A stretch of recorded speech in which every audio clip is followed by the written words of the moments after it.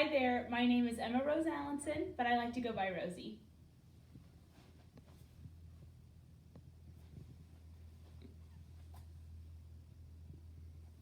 Hello, my name is Rosie Allenson, and can I just start by saying how excited I am to be auditioning for your incomparable school? I'm really excited. So let's see. What made me realize I wanted to become an actor was, as silly as this sounds, the animated Cinderella movie. I've known since I was 3 years old that this is what I've wanted to do, and in fact, I would wake up every morning and I had, of course, the Cinderella dress, and I would put it on and I would act out word for word the movie for my parents. And one day my mom walked in and I was posing in front of our double French doors, and she was like, "What are you doing?" And I said, "I'm deciding what I'm going to look like on my movie cover, Mom." And since then, everything I've done has somehow related to acting. In fact, even my volunteer work, I volunteer at an interactive historical Smithsonian-affiliated museum as a historical interpreter. That includes acting. I've been in over 20 plays and musicals through my school and around my community, of which include Cheaper by the Dozen. I played Lillian in that.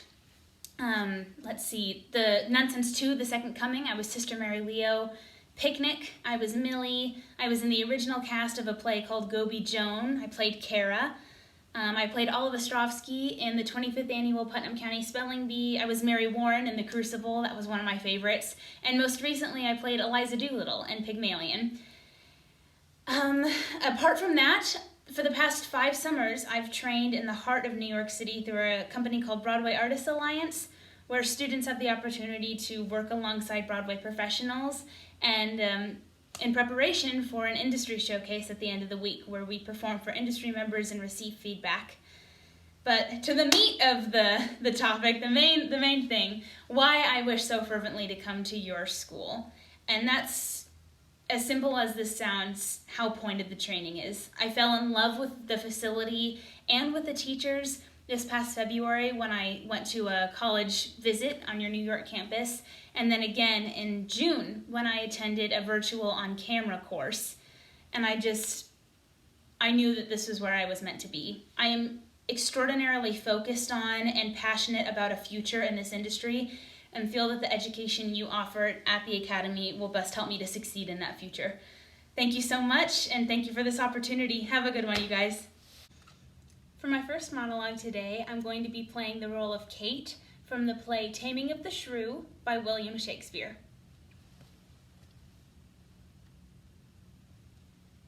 Fie, fie, unknit that threatening unkind brow, and dart not scornful glances from those eyes to wound thy lord, thy king, thy governor.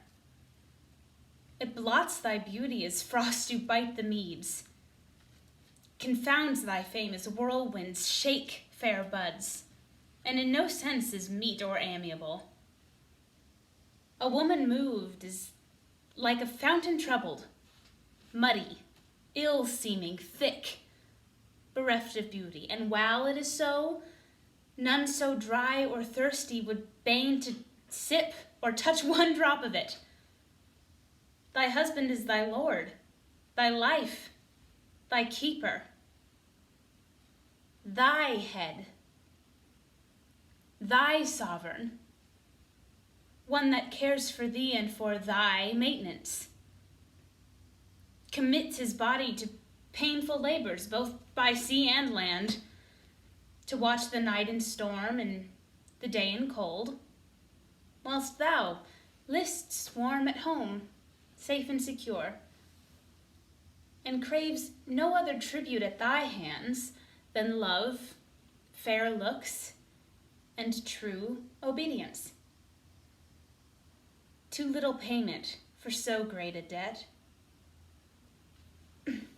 Come, you froward and unable worms, my mind has been as big as one of yours. My heart is great, my reason haply more, to bandy word for word and frown for frown. But now I see, our lances are but straws, our strength as weak, our weakness past compare, that seeming to be most, which we indeed least are.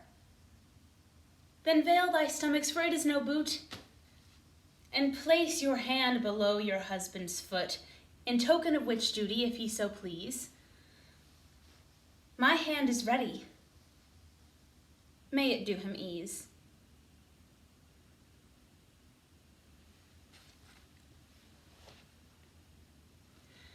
My second monologue today, I'm going to be playing the role of Amy in the play A Thing of Beauty by Adam Simkowitz.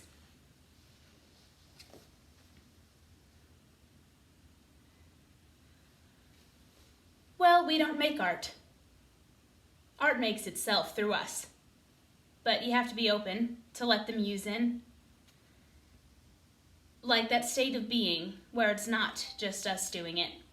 Time passes and you don't notice, but it's the reason to create something. It's that dirty secret of why people are really artists. You know, that high you get from creation when you're with the muse or with God or whatever you want to call it. And you come out of it and you're like, how did I do that? I mean, it couldn't have been me. Yeah, I think athletes know about it too.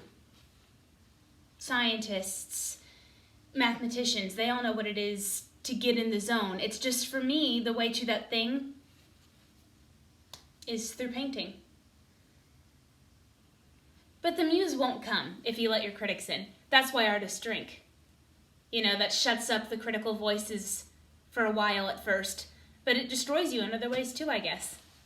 I mean, I don't know. I'm not an alcoholic, but I am addicted to making art with my muse. See, you think the artist is creating something for you, but she's not. She's feeding her addiction.